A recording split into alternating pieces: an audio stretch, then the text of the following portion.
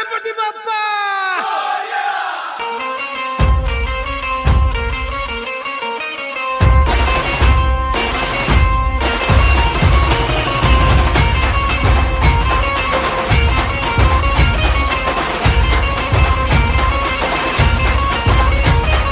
पायल नमन करुणी वंदन इडा मांडून इडा देवाला इडा गावाला इडा पाटलाला इडा मंडळीला आम्ही सांगतो नमन तुम्ही ऐका हो